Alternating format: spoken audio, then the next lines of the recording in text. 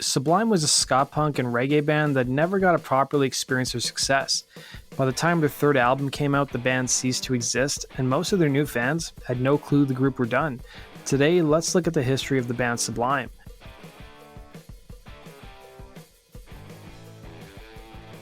Growing up in the Long Beach neighborhood of Belmont Shore, frontman and guitarist Bradley Nowell came from a musical family. His father worked as a homebuilder who played guitar in his spare time, and his father would become known for playing Jim Croce covers at parties, while his mother was a piano teacher.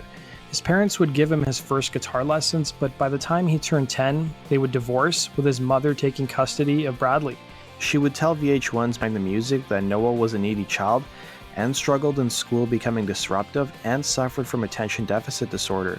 Feeling overwhelmed by her son's behavior, Bradley would start living with his father at the age of 11, who took his son on a sailing trip around the US Virgin Islands. It was here where he got his first exposure to Bob Marley and reggae music, which would be a huge influence on his career in music. Upon returning home from that sailing trip, Nowell was now a teenager, and he would play in punk rock bands in the early 80s with bassist Eric Wilson. Wilson would recall how those early jam sessions weren't very successful, telling the LA Times, "He was making me play reggae, I didn't want to play it," with Nowell adding, "I was trying to get them to do Cherry O Baby and it didn't work. They tried, but it just sounded like garbage. We were horrible," he'd recall. Nowell and Wilson's musical projects would be put on the back burner while Bradley went off to college. He would attend UC Santa Cruz for 2 years before he decided to study finance and transfer to Cal State. He only had one semester left before he dropped out, recalling to the LA Times, "I have all the hard classes left. I doubt I'll ever go back." By this point in time, Nowell would return to Long Beach, and it was 1988. He reconnected with Wilson, who had an old neighbor he grew up with across the alley named Bud Gaw. Gaw was taught drums by Wilson's father, who was a jazz drummer, and Sublime's lineup was finally born. They would jam in Gaw's garage, and one of the first songs they would write would be, well, since this is YouTube, I'm not going to say the song's title because the last time I said this word I got in trouble, so let's just call the song Date Expletive. The band established a big following, playing backyard parties and dive bars in Southern California, sometimes in front of hundreds of kids, earning upwards of $250 a night. Gaw would tell Spin Magazine, "We were like the band that everybody in the scene would show up for. If you were having a party that night and you had us play, there would be 2 other parties that night in the same neighborhood. Everybody was going to be at the Sublime party." But it wasn't an easy gig. Wilson would tell the LA Times, "We played some pretty rough neighborhoods. You'd have to be afraid for your own safety. Gangster kids would show up at parties and there would be trouble. Somebody got stabbed one time." And the gigs were so rough that Spin Magazine reported that Samoan guards would sometimes provide security at the gigs, and that the police would be a frequent presence, hovering over the gigs in their helicopters if the band played past the noise curfew. By 1990, Nowell would rescue a Dalmatian dog named Louie, who was referred to as Lou Dog, which was named after his grandfather and became the group's de facto mascot. He was also sometimes referred to as Nowell's alter ego. He would join the band on the road and sometimes on stage.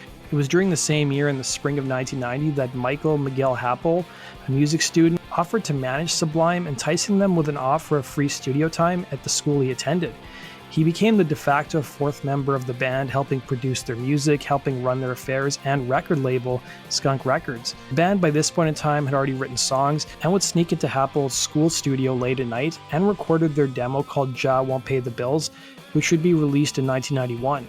The demo was helped by word of mouth that helped the band develop a bigger following.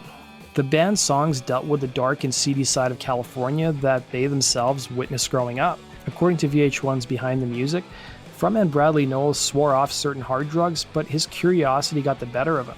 Nowell felt pressured to be more creative and saw musicians he looked up to indulging in hedonistic behavior. It was only a matter of time before he went down the same road.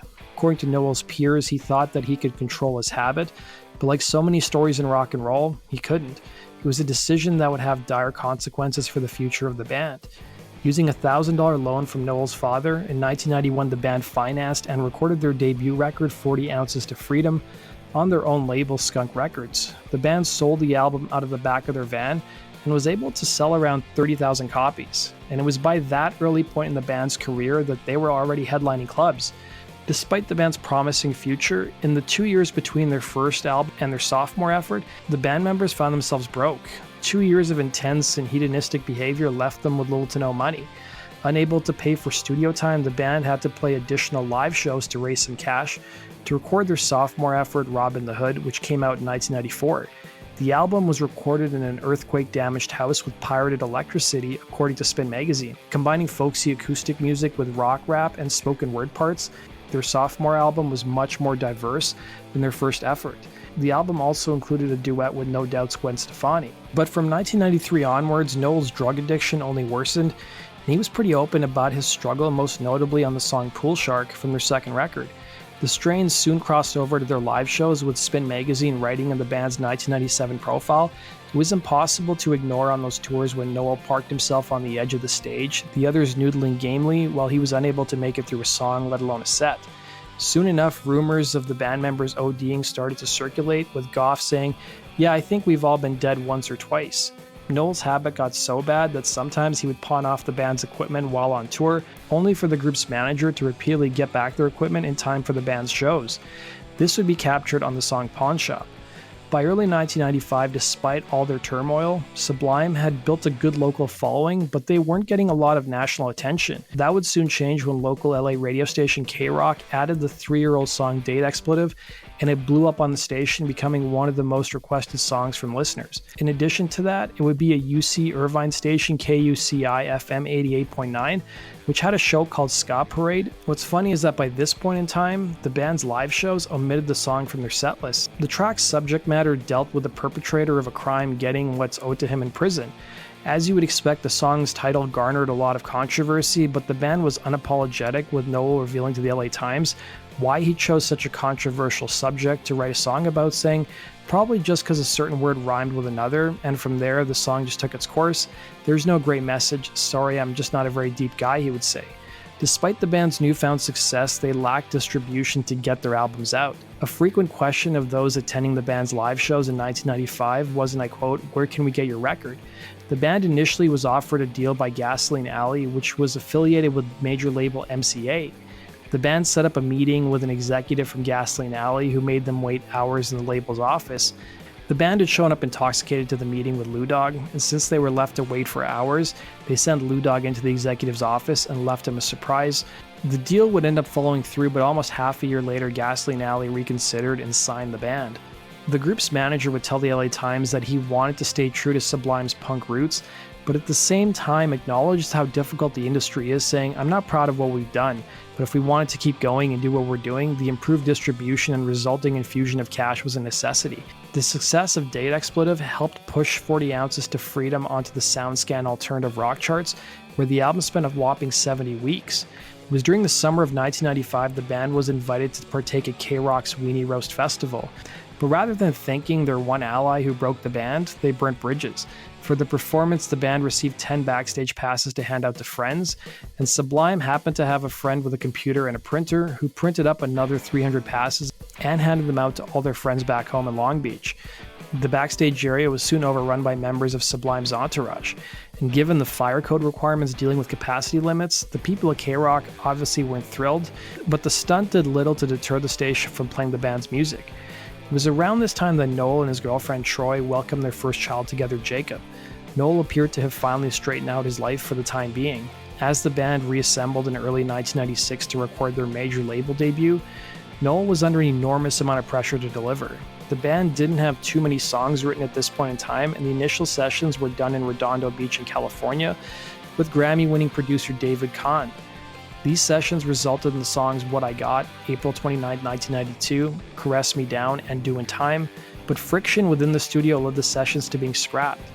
Butthole Surfers guitarist and producer Paul Leary entered the picture and was asked to help with the project. Both artists shared a mutual admiration for each other, but the band's A&R guy suggested that the band relocate to Austin, Texas, at Willie Nelson's studio to get away from any distractions. Leary would jump at the chance to work with Sublime, telling the Austin Chronicle that he first became familiar with the band when working with the Meat Puppets, saying, "I had a rental car and was listening to their local punk rock AM radio station, and they were playing Date Expletive probably 100 times a day, and I just loved it. When I got the call from my agent asking if I wanted to produce Sublime's record, it freaked me out," he'd say. Mark Happold would recall the creative process for the group's third record, how it differed from their past efforts, saying, "Brad wrote the first 2 albums' lyrics first, then got away from that. I think a lot of it was his drug use. He couldn't zero in on anything, so he'd fill up every track with freestyles, and Brad was like a fountainhead, never ran out of ideas, but a lot of it was gibberish. He'd say, 'I'm gonna go home and write lyrics for real,' but Paul was smart enough to say, 'No, you're not.' Then he and Stewart would comp the gibberish into a real song, which must have taken hours." Leary would recall how the band's hard partying showed up in the studio, recalling to the Chronicle, "One day they came at me looking all concerned and I thought there was a problem. They said, 'We start recording at noon and we're already drunk. We need to start earlier in the day.' So I get there early the next morning and they show up with pitchers of margaritas in hand, already drunk. It didn't matter what time you started, they were going to be drunk," he'd say. And that destructive behavior didn't end there, as Lou Dog scratched up all of the floors of the studio and had to be sent back home in a crate. The band almost burned down Willie Nelson's studio when they placed a towel over a light bulb in the studio sauna, setting the room on fire. The band also ended up crashing the studio car that they got around Austin in, and things didn't end there. The condos they were staying at during the recording of the album were trashed, and the group had to be relocated at least 3 times during the making of the album. This was just the tip of the iceberg, as Nowell relapsed during the recording sessions, and they would continue to drag on, with him going to the bathroom for prolonged periods of time. Leary complained to the label about Nowell's behavior, and he was immediately flown back home and the sessions were ended. Nowell's girlfriend Troy would end up leaving Brad temporarily, who worked on getting clean, which he did for several months. The band was finally able to finish off the album, and Brad and Troy would get married on May 18th, 1996 in Las Vegas. Those around Nowell were hopeful that he was going to stay clean for good. Several days after the wedding, the band embarked on a short tour of the West Coast. The first few shows went really well, and the band previewed their new material to sold-out audiences. But by the band's show on May 24th, 1996 at the Phoenix Theater, Nowell had relapsed. Following the show, the band was partying, and by the early hours of May 25th, 1996, the 28-year-old frontman and guitarist called his wife, who he married 1 week prior. She could tell that he had been partying, but she was unaware that it would be the last time she would speak to her husband. The same morning, Nowell went back to the motel room the band was staying in and tried to wake up his bandmates, who were resting after a long night of partying, to convince them to head down to the beach and watch the sunset with himself and Lou Dog. At some point later in the morning, Nowell returned to the motel room, went into his stash, the same one Gaw had used earlier in the morning. Gaw would wake up to see Nowell lying on the floor unresponsive, with Lou Dog whining on the bed. By the time the paramedics arrived, it was too late. His death would come around the time his son Jacob was supposed to turn 1, and the group's major label debut was to be released. Gaw had some regret that he was spared the same day, telling the LA Times, "I thought I was in hell. I thought that was probably supposed to be me. The Grim Reaper saw him laying on his side, saw the tattoos, and thought that must be Bud. It was Brad's turn, though," he'd say. Troy would tell the LA Times her reaction at hearing the news of her husband's death, saying, "At first I was so angry. I wanted him here so I could yell at him." She would reveal in the same interview she had a familiar feeling when in late 1995 news broke of Blind Melon frontman Shannon Hoon succumbing to his own addictions, recalling, "I looked at Brad and it was like a non-reality to him. That just had nothing to do with him. His attitude was, that guy was stupid, he just screwed up. It scared the hell out of me," she would say. Nowell would spend the last 5 years of his life struggling with addiction. He'd been out of rehab at least 10 times and struggled immensely, and even the record label MCA had shelled out 6 figures for him to get clean. In the run-up to his death, and despite all the turmoil in the band, there was a sense that the group's third album was going to be a monster hit. But MCA almost never released the album due to the band's existence being cut short. Sublime's third album would be posthumously released in late July of 1996, but the label really had little sympathy for the band. Gaw would add in the same interview, "They wanted us to set up interviews and tryouts for the new Sublime singer. The show must go on. You guys are getting back on the bus. I swear to God, 2 weeks from now, you guys are going to be out there playing stadiums. Find somebody good." Gaw and Wilson would say no to the label, feeling that they couldn't replace Nowell. The first single from their third album, What I Got, would be once again picked up by KROQ, and it soon blew up across America.